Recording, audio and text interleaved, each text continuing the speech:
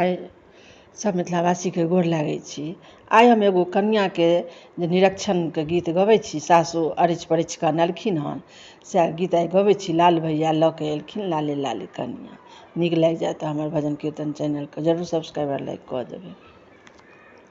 चलू चलू बहिना जहिना छी तहिना, लाल भैया लऽ के एथिन लाले लाले कनिया।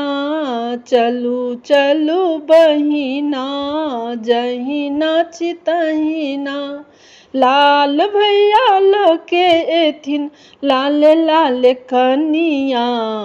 चलू चलू बहिना जहिना छी तहिना, लाल भैया लऽ के एथिन लाले लाले कनिया। चलू चलू बहिना जहिना छी तहिना, भोरे उठी माय अंगना निपौलनि। भोरे उठी माय अंगना निपौलनि, लाले लाले डलबा में दूबी धन सजौलनि। लाले लाले डलबा में दूबी धन सजौलनि, लाले लाले कोबरक सेहो सजौलनि।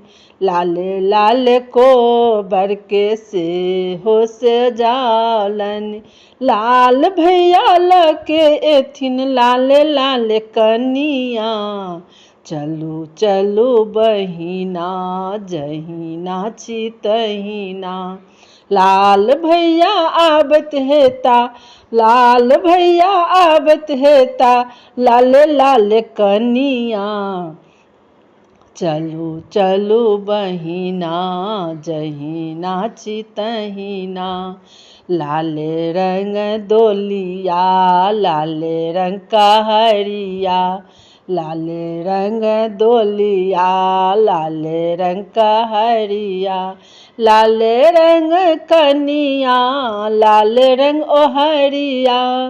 लाले रंग कनिया लाले रंग ओहरिया, लाल भैया लऽ के एलखिन लाले लाले कनिया।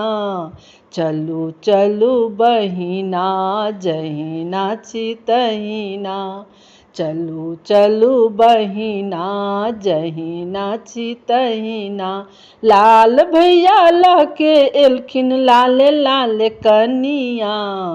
चलू चलू बहिना जहिना छी तहिना, अरछि परछि माय लाओलनि अंगना। अरछि परछि माय लाओलनि अंगना, लाले लाले कोबर में होए लागल विधना। लाले लाले कोबर में होए लागल विधना, लाल भैया लऽ के एलखिन लाले लाले कनिया। चलू चलू बहिना जहिना छी तहिना, लाल भैया लऽ के एलखिन लाले लाले कनिया। चलू चलू बहिना जहिना छी तहिना। सब हमरा तरफ से सब मिथिलावासी के बहुत बहुत धन्यवाद। आशा है जे हमर ई लाल भैया लऽ के एलखिन लाले लाले कनिया नीक लागि जाएत तऽ हमर भजन कीर्तन चैनल के जरूर सब्सक्राइब लाइक कऽ देबै। जय मिथिला जय मैथिली।